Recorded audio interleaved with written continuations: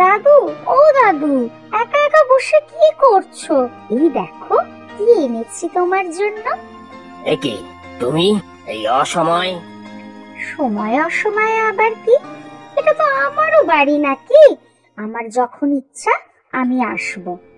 বিয়ের আগে যখন তখন আসা যাওয়া আমি একদম পছন্দ করি না।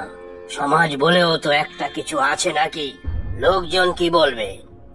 লোকজন তো বলার জন্য বসেই আছে। নিতাইয়ের সাথে কথা বলার হলেই বাইরে কথা বলে নেবে।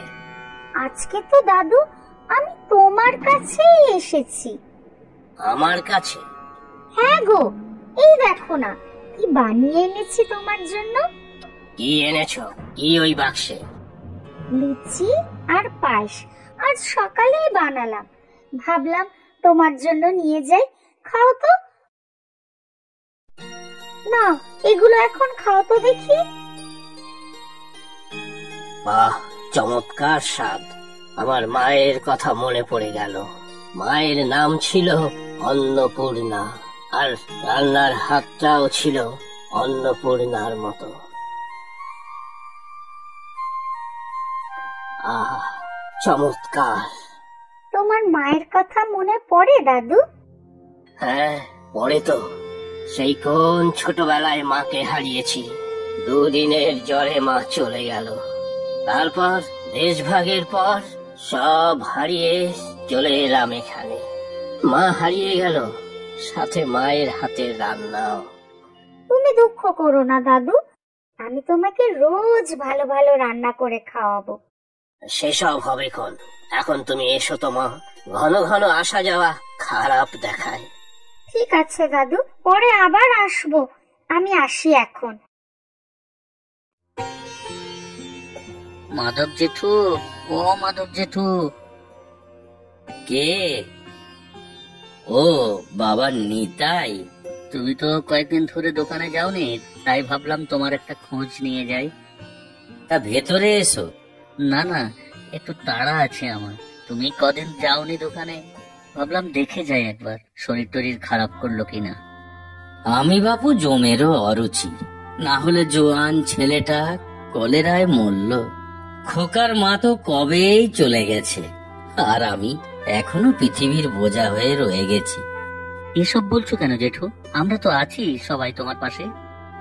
অল্প স্বল্প যা জমি ছিল তাই চাষবাস করতাম, কিন্তু শরীরের যা অবস্থা তাও তো আর সম্ভব না।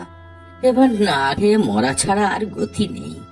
কি সব বাজে কথা বলছো বলো তো জেঠু? তোমার দোকানে গিয়ে কি করব বলো তো বাবা নিতাই? মুদি সদায়ের মাল কিনবো কি করে? টাকা পয়সা কিছুই যে আর নেই আমার কাছে। তুমি চিন্তা করো না জেঠু, আমি কাল দোকান থেকে তোমার জন্য চাল ডাল আটা সব নিয়ে আসবো। তুমি ভালো ছেলে নিতাই, গ্রামে সবার খোঁজ খবর করো, কিন্তু মাফ করো, তোমার এই দান আমি নিতে পারবো না। না না, দান কেন হবে? আজ অব্দি কোনোদিন কারো কাছে হাত পাতিনি। যতদিন শরীর ছিল চাষ করেছি আর খেয়েছি। আজ ক্ষমতা নেই, না খেয়ে থাকবো, কিন্তু কারো কাছে হাত পেতে সাহায্য নেব না। না জেঠু, তুমি ভুল করছো। তুমি অসুস্থ, তাই আমি তোমাকে একটু সাহায্য করতে চেয়েছি মাত্র। না নিতাই, বললাম তো আমি কারো দান নিতে পারবো না। তুমি এখন এসো।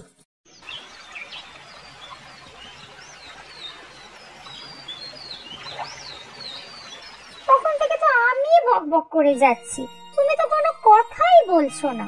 মাঝে মাঝে যে তোমার কি হয় কে জানে। তুই বল, আমি শুনছি। দাদুকে বলেছো আমাদের বিয়ের কথা? তোর কথা তো দাদু জানেই, বিয়ে সে হবে কোন যাবে হবার। বাবা তো বলছিলেন এর মধ্যে একদিন যাবে তোমার দাদুর সাথে কথা বলতে। না না, দরকার নেই। দাদু যে কখন কিসে রেগে যায় বুঝি না। আমি পরে বলবো সময় সুযোগ দেখে। আমি এর মধ্যে একদিন গেছিলাম দাদুর কাছে, তুমি ছিলে না। সে কি, কেন?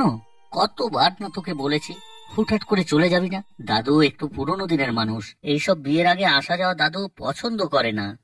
সেদিনও একটু রাগ করলো বটে, তবে পরে একটু নরম হয়েছিল। পায়েস নিয়ে গিয়েছিলাম যে।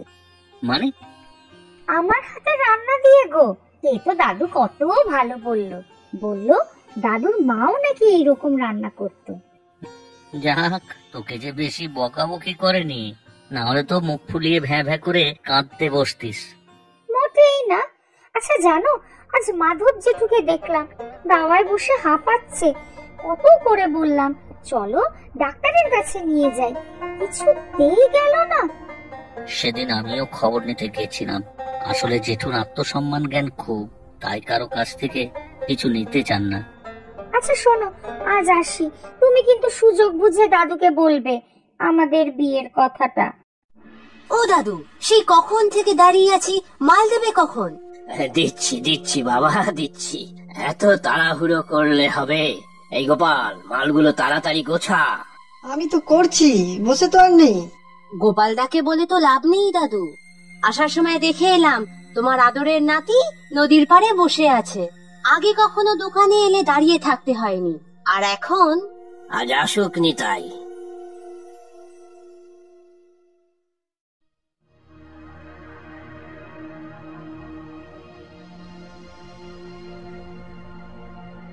কি ব্যাপার, দোকান ফেলে এই সময় তুই এখানে? আসলে একটা কথা ছিল। বল, কি বলবি? রানী বলছিল মানে আমাদের বিয়েটা নিয়ে তোমার সাথে একটু কথা বলতে। ও, এই কথা। সারাদিন মাথায় বিয়ে ছাড়া কি কিছুই ঘোরে না? দিনের পর দিন কাজ ফাঁকি দিয়ে বেড়াচ্ছিস। আজ সকালেও তোর জন্য সেদিনের ছোকরা নাড়ু আমাকে কতগুলো কথা শুনিয়ে গেল। দুধ কলা দিয়ে কাল সাপ পুষেছি একটা। আসলে আজ সকালে একটা কাজ। রাখ তোর কাজ। বিয়ের আগেই এই অবস্থা, বিয়ের পরে তো তোকে আর খুঁজেই পাওয়া যাবে না। যা, দেব না তোর বিয়ে, দেখি কি করিস। দূর হয় এখান থেকে। তাহলে ওই কথাই রইলো, আমি কিন্তু কোনো না শুনবো না।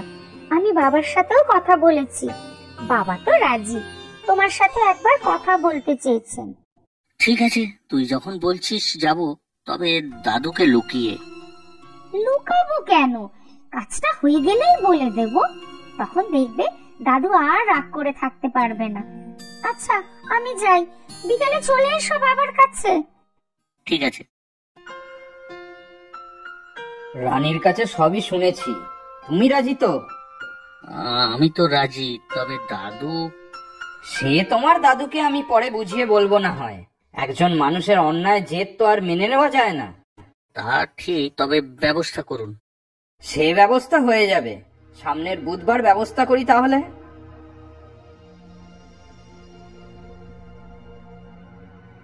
আরে ঠাকুর মশাই যে, অনেকদিন হয়ে গেল আমার দোকানে যান না। একটু ব্যস্ততার জন্য আজ যাওয়া হয়নি। এইদিকে কানু সাহার বাড়িতেই যাচ্ছি। মনে হয় বিয়ে টিয়ে মেয়ে। আপনার নাতি তো খবর দিয়ে গেল আমাকে। বটে, আমার নাতির বিয়ে। আচ্ছা আজ আসি, একটু তাড়া আছে।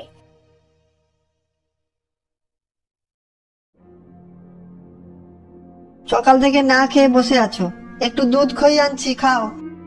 না না, আমার কোনো খাবার গলা দিয়ে নামবে না। এত বড় দুঃসাহস, এত বড় আস্পর্ধা! আমাকে না জানিয়ে বিয়ে করছে হতভাগা। শুধু বিয়ে নয় দাদু, আরো খবর আছে। ওই কানু সাহার সাথে শার্ট করে নতুন দোকান খুলছে বাজারের কাছে। বিয়ে করে ঘর জামাই থাকবে আর নতুন দোকান করবে। সত্যি, এতদিন খাইয়ে দাইয়ে কাল সাপ পুষেছি, আমাকে এইভাবে অপমান! নিতাইদার এখন এখানে আর কাজে মন নেই, দোকানে একবার দেখা দিয়ে ফরত করে উড়ে যায়। আমিও দেখব এই বিয়ে কি করে হয়, কান ধরে হিড় করে টেনে নিয়ে আসবো। সবই তো হলো, কিন্তু আসল কাজই তো বাকি। সেই কাজও ঠিক হবে। ঠাকুরমশাই তো এসেই পড়েছেন, ভিতরে জোগাড় যন্ত্র করছেন। দাদু, তুমি এসেছো? এসে খুব অসুবিধা করে ফেললাম মনে হয়। না মানে তা নয়, আমি তোমাকে বলতাম, কিন্তু যদি তুমি না মানো। এতই লায়েক হয়ে গেছিস, জীবনের এত বড় একটা কাজ আমাকে লুকিয়ে করতে চলেছিস। আপনি আগে আমার কথাটা তো শুনুন। আপনি চুপ করুন। ছি ছি ছি ছি, নিতাই, এত বছর ধরে আমার ভালোবাসার তুই এই প্রতিদান দিলি। হে ভগবান, এই দিনটাও আমার দেখার ছিল। ঠিক আছে, আমিও দেখব বিয়ে কি করে হয়। বিয়ে? এই মেয়ে, তুমি হাসছো কেন? কার বিয়ে দাদু? তুমি কি ভাবলে আমাদের বিয়ে হচ্ছে? আমাকে বোকা বানানোর চেষ্টা করো না একদম। তোমরা আমাকে লুকিয়ে বিয়ে করছো আমি জানি। দাদু, আমার কথাটা শোনো একবার। তুমি যেটা ভাবছো সেটা ভুল। ভুল? আমার তোকে বিশ্বাস করাটাই ভুল, হতভাগা। এই তো মাধব জেঠুও এসে গেছে। আমাকে বলা হয়েছিল কানুবাবু ডেকেছেন। আজকে কিছু অনুষ্ঠান আছে? সবাই তো আছে দেখছি। আমি বলছি, আমার রানীমায়ের রান্নার হাত বেশ ভালো। যারা খায় তারাই প্রশংসা করে। তাই একদিন রানী প্রস্তাব দিল যে যারা দুস্থ মানুষ আছেন তাদের জন্য যদি দুবেলার খাবারের সংস্থান করা যায়। আর এই এত বড় একটা কাজ সামলাবে আমাদেরই গ্রামের ছেলে মেয়েরা। অনেকেরই কর্মসংস্থান হবে, আর ধীরে ধীরে বিভিন্ন জায়গায় খাবার সাপ্লাইয়ের ব্যবস্থাও হবে। ও, তাহলে আমাকে দুস্থ অকর্মণ্য ভেবে খাওয়াবে বলে ডেকেছো? আমাকে ক্ষমা করবেন কানুবাবু, আমি ভিখারি নই, কোনো দান নিতে পারবো না। না না, আপনাকে ডাকা হয়েছে অন্য কারণে। দেখুন, আমার অন্য ব্যবসাপত্র রয়েছে। আমার পক্ষে এখানে দেখাশোনা করা সম্ভব নয়। তাই আজ থেকে এই ভার আপনার। আমার? আমি এসবের কি জানি? কাজকর্ম সব ছেলেপুলেরাই করবে, কিন্তু তাদের দেখাশোনার জন্য আপনাকে চাই। আপনি হিসাবপত্র রাখবেন, রান্না বান্নার দিকটা আমার রানীমাই দেখবে। কানুবাবু, সত্যি সত্যি আপনাকে যে কি বলে ধন্যবাদ জানাবো। আমার কেউ কেঁদো না মাধব জেঠু, তোমার আরো শরীর খারাপ করবে। ও দাদু, বুঝলে এবার আমরা বিয়ে করছি না। হুম, তা তো বুঝতেই পারছি। তা এটা আমাকে বলতে কি হয়েছিল? তোমাকে আমাদের বিয়ের কথা বলতেই তুমি রেগে গেলে, তাই ভাবলাম এটাতেও যদি রেগে যাও। তুমি আর রাগ করে নেই তো দাদু? না রে মা, তোরা এত ভালো কাজ করছিস, রাগ করবো কেন?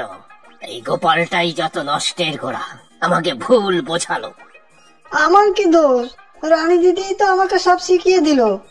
আরে হতভাগা, তুইও এদের সাথে হাত মিলিয়েছিস। ও দাদু, রাগ করো না। তোমাকে এভাবে না বললে তুমি কি এখানে ছুটে আসতে? বলো তো, তোমার জন্য আরেকটা চমক আছে, বুঝলে? ওই উপরে দেখো। এ কি? এই যে আমার মায়ের নাম। এ হোটেল তোমার মায়ের নামে হবে। তুমি তো বললে সেদিন আমার রান্না খেয়ে তোমার মায়ের কথা মনে পড়ে গেল। বেঁচে থাক মা, বেঁচে থাক, খুব সুখী হ। আচ্ছা, এবার সবাই ভেতরে চলো। ঠাকুর মশাই পুজো শুরু করবেন এবার।